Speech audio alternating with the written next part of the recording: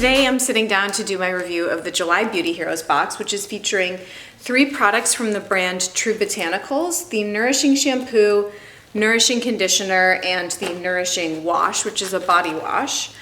The value of all of these 3 products in this month's box is $96. When you actually receive the bottles of product, they come with a little twist-on lid and the pump comes separately inside the box. You just unscrew the top and put the pump in. Now, I'm very happy to report that of each of the 3 products, all of my pumps went on effectively and have worked. I feel like that can always be a little bit of a finicky situation. That being said, right off the bat, I have loved the packaging of these products because pump dispensers are just so easy to use in the shower. I have a little bit of experience with the brand. They actually used to be called True Nature Botanicals, and they've been around sort of in the eco scene for a while. I think they may have undergone a rebrand and the packaging changed, but I've tried products of theirs over the years, especially when they were True Nature Botanicals, and in April of 2016, they were featured in the Beauty Heroes box. The hero product was the Resurfacing Moisture Mask, which is actually a product that they still do, able to be purchased on the Beauty Heroes site along with the majority of the True Botanicals range.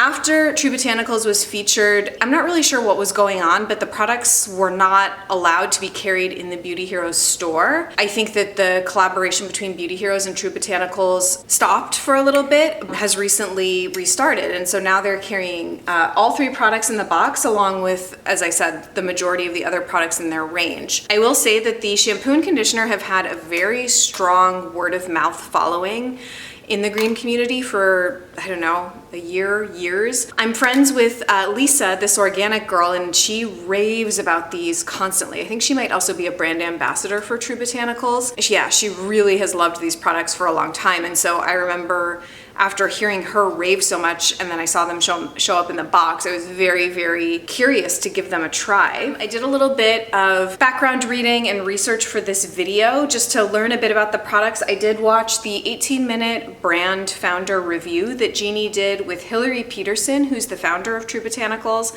I recommend it if you would like to hear a little bit more on how difficult it is to formulate a clean, made safe certified shampoo. Apparently it's just an exceedingly difficult task. She shares a bit about her background. She is a thyroid and melanoma cancer survivor, and I think that that really instigated her interest in green beauty.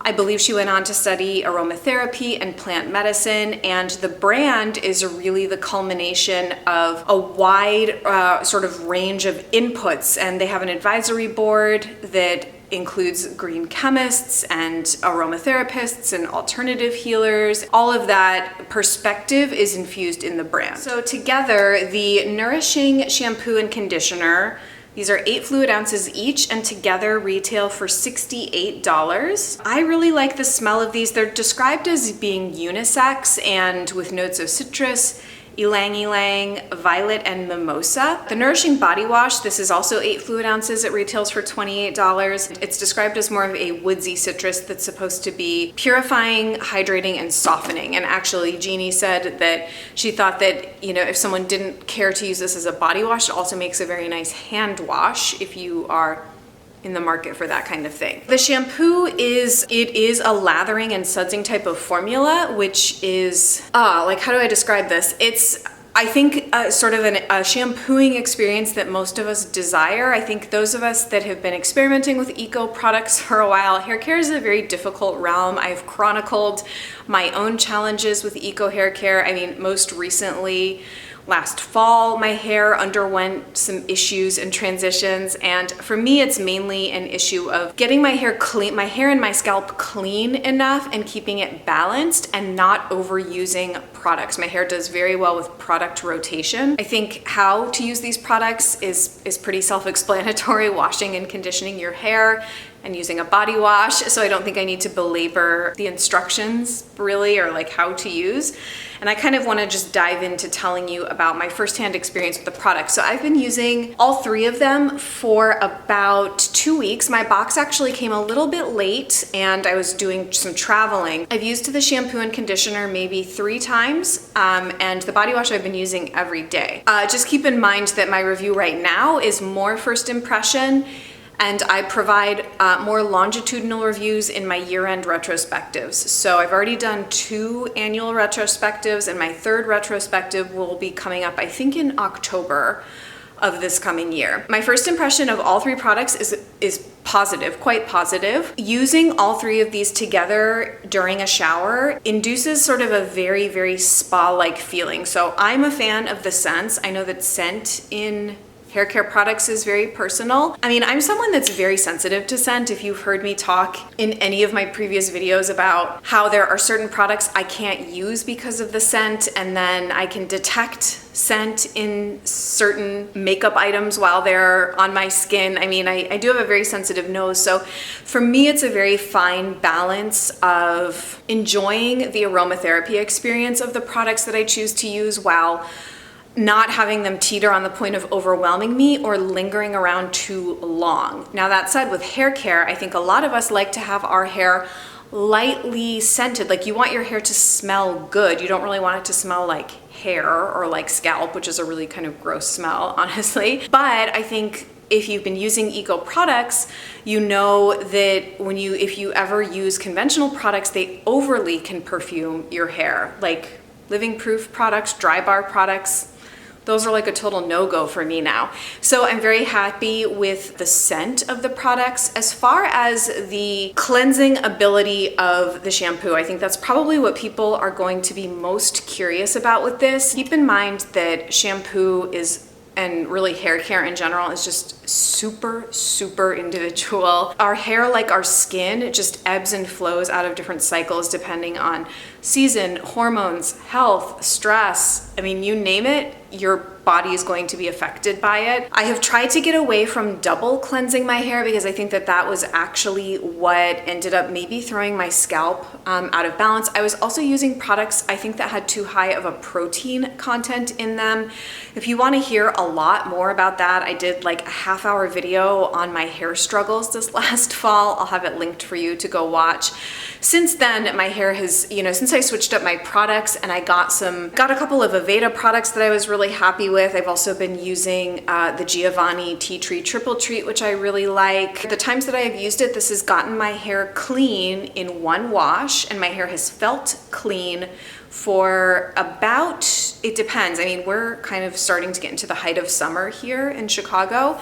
My hair has felt clean for 2 to 3 days. I can usually wear it down for 2 days. I'll do a top knot the 3rd day, wash on the 4th day. But when my hair was really out of balance, I was having to wash like every other day, and even on that 2nd day, my hair just felt so gross. I have heard from a good friend of mine who I talk about products with all the time that she said sometimes this gets her hair clean and sometimes it doesn't. She sort of has had more of a mixed experience on it, which could be your situation too. I think that depends again on, how dirty your scalp might be getting, what kind of styling products you might be using, or other things that we can't name or know. You would think beauty would be so much more straightforward than we make it out to be, but I think because we're such enthusiasts and those of us that are into products, I think, really take a lot of pride and pleasure in finding great products and really enjoying the experience. I think we are very attuned to things that like normal non-beauty people might not be. Out of all of the hair care products that Beauty Heroes has featured, and by the way,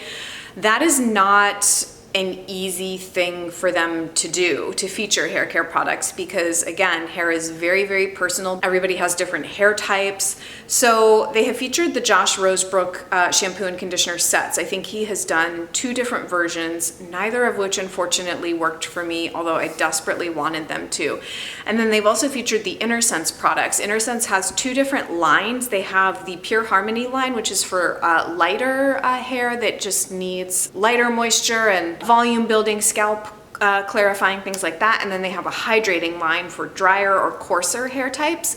So the Pure Harmony shampoo from Innersense is a longtime favorite of mine. I've had to take a little bit of a break from it while my hair has rebalanced. Of those, in addition to the Pure Harmony, this is definitely one of my favorite eco shampoos that I've tried, but please stay apprised as I keep you updated over time. The conditioner is very easy to use. I find it nice and lightweight, but also moisturizing. I will say if I'm dealing with anything at the moment with my hair, it's that my ends are feeling a little dry, but that could also just be because it's about time for me to get a trim. The conditioner has an accompanying scent to the shampoo, so they work very nicely as a set. It's very kind of a no muss, no fuss conditioner. I don't really have much more to say about it than that, except that it detangles and seems to moisturize my hair quite well. The last thing I think I have to say about these as a set on me is that the very first time I used these, the first thing that was noticeable to me as my hair was air drying. So typically I'll wash my hair either in the morning or the evening, it just depends. And I try and let my hair air dry, if at all possible, before doing any kind of heat styling to it. And I try and avoid blow drying my hair as much as possible. As my hair was air drying, I noticed that it was drying. The texture of my hair as it was drying was a little bit different than it has been with the other shampoos I've currently been using. It dried a little bit straighter, which I think is really interesting because I don't consider these products to be heavy or like weighing the hair down at all, but my hair is complicated and a little bit odd. It's quite textured, and when it air dries, it's quite curly underneath, but it's straighter on the top. So what I noticed as my hair was air drying is that it was less frizzy, but it was also straighter all around. Like I wasn't getting as much texture essentially to my hair, which to be honest is really neither good nor bad. I think it depends on how you're kind of wanting your hair to behave. I mean, I've adopted doing loose waves in my hair because it works with the natural texture of my hair. I actually feel like when my hair is completely stick straight, which I can make it be if I want to, I feel like I'm fighting my natural hair texture when I do that. With these products, I felt like my hair was very manageable. I guess that's the best way to describe it. It was less frizzy, air dried than with some other products. So in that sense, it did feel sort of repairing and nourishing to like the hair shaft. And after air drying, once I went in with a large barrel curling iron, I felt like I got, you know, a very manageable hair even when air dried and styled. So as far as the body wash, I brought down a couple of others that are currently sitting in my shower just to tell you about for comparison's sake. So the other two that I've been working through are the Elay Beyond Organic Body Wash for toning skin. This is my favorite body wash of like all time. It's definitely a splurge, and I think it is potentially being discontinued and or you can only order it directly from their UK website. This has, and I think continues to be, my favorite body wash of all time. And then I've also been trying the Ursa Major Citrus Riot Body Wash, which I'm far less enthusiastic about. My first impression of this is that it's very pleasant to use, but it's lower sudsing. So interestingly, while I feel like as far as eco body washes go, the shampoo is relatively performs like a conventional shampoo, much closer than I feel like the body wash performs to a conventional body wash, which is not a bad thing. I don't actually care that much if my body wash is highly sudsing, but for example, I do get much more of a lather with the Elay body wash. Still, all these years later, never pronouncing it correctly. Again, all of these come in pumps, so that's really nice. The Ursa Major is just frankly not that great of a product in my opinion, especially if you're used to, these just feel much more luxurious.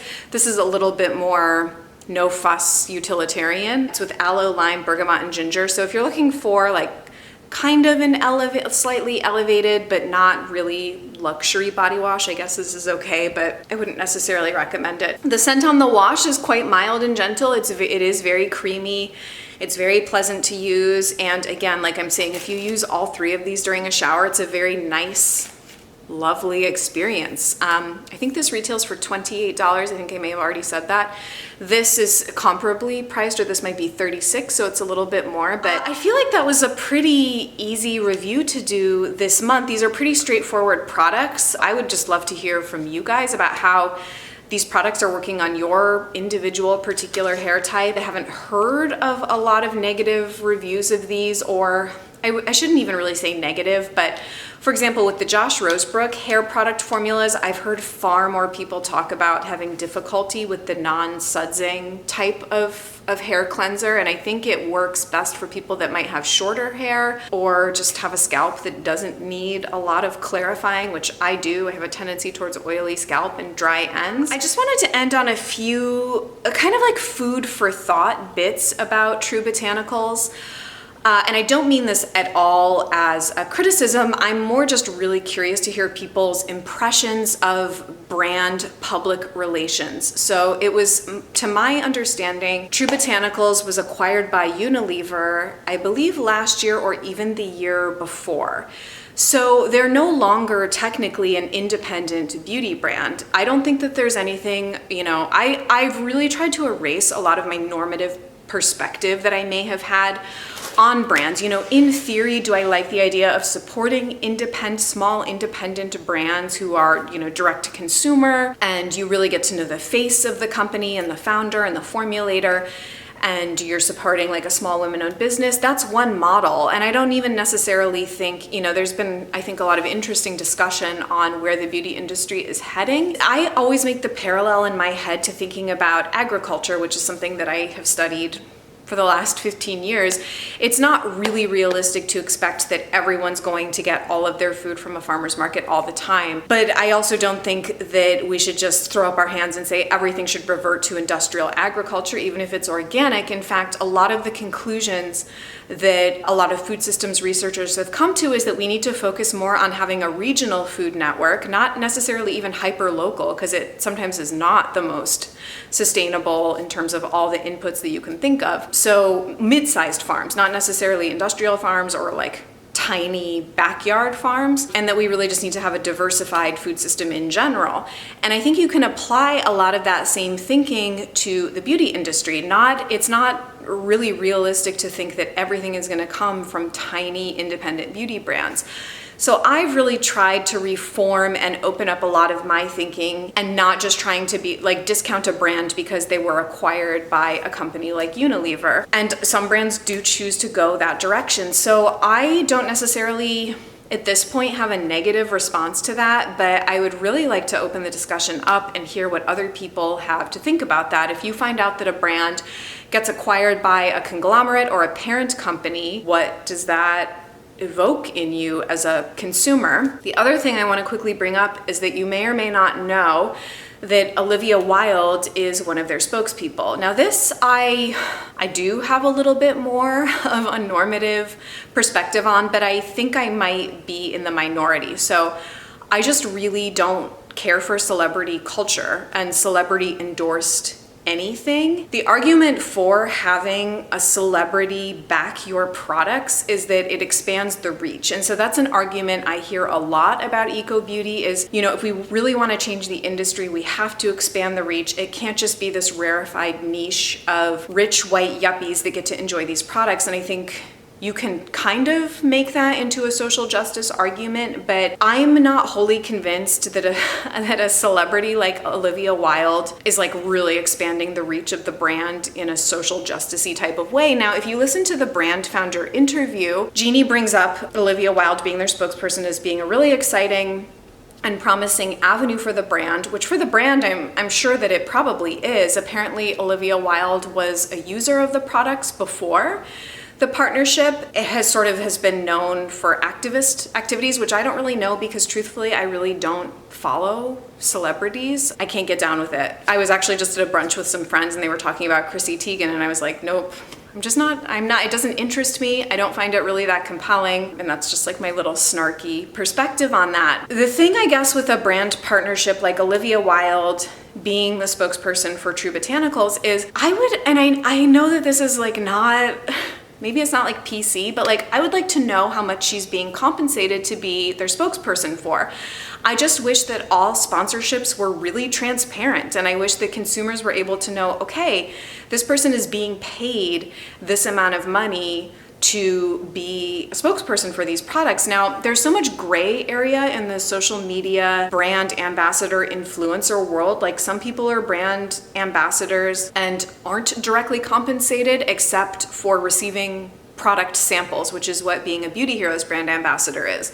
We're not compensated, at least I am not compensated to make these video reviews. I just get to receive and try out the products every month, which is no small thing, and it's something I've always been super, super appreciative of, because the whole genesis of my channel was just wanting to share about products I was trying. I don't know why this video is turning into this, but I think that these aspects of True Botanicals lend themselves to thinking about these deeper issues, just thinking about them like critically and being aware of them. Yeah, there's really no right or wrong answers to these things either. It's not right or wrong that they have a parent company. It's not right or wrong that they have a celebrity spokesperson.